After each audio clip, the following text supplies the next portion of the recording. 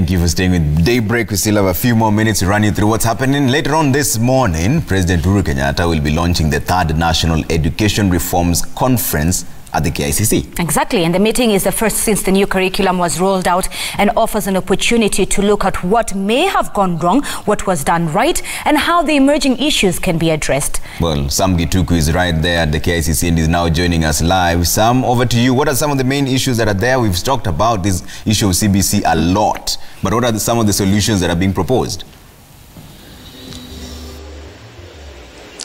Well, good morning, Trevor and Zinzi, and I believe Wahiga is also there. Of course, at the KICC, we're just counting minutes before the event can begin because it's supposed to kick off at about 10 o'clock. And some of the issues that they will be looking at is, first of all, looking at the progress that has been made so far in the curriculum reforms that have been ongoing for quite some time now. Of course, bearing in mind that we're now in the 3rd year of implementation in terms of the number of years that are affected in school, that is for the grade 1 up to 3. And one of the key issues they'll be looking at here, the conference is looking at what is that progress, how has the rollout been for the past 1 or 2 years since the piloting began last year, and of course since the full rollout began in January this year. Of course, you recall that there have been several concerns, especially coming from the teachers fraternity, saying that in as much as there's the implementation going on, then they are saying that there is the deficiency in terms of resources, in terms of infrastructure, and so this is an opportunity, being the 3rd conference for the stakeholders in the education sector, to look at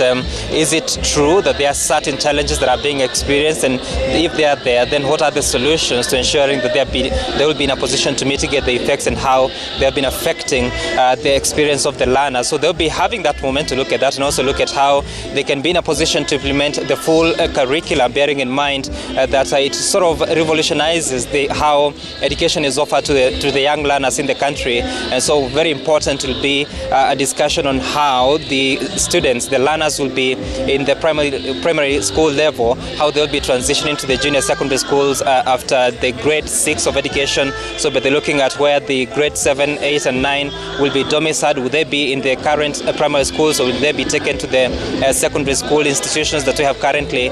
And if that is the case, then when it comes to transitioning from grade 6 to grade 7, how do you admit students to that second level of education? And then after that, as they leave grade 9 going to the senior secondary at grade 10, how would they be transitioning to those levels, bearing in mind that at that time, Trevor and Zinzi, the learners should be in a position to pick some of the pathways that they want to specialize in, be it in the areas of sciences and mathematics and engineering, or be it in the areas of arts and social science. So they'll be in a position to have a conversation and look at what are those challenges that the learners are facing in as much as the implementers of this curriculum, bearing in mind that the key at the center of these are the teachers. What can be done to alleviate or mitigate those effects? Trevor and Zinzi.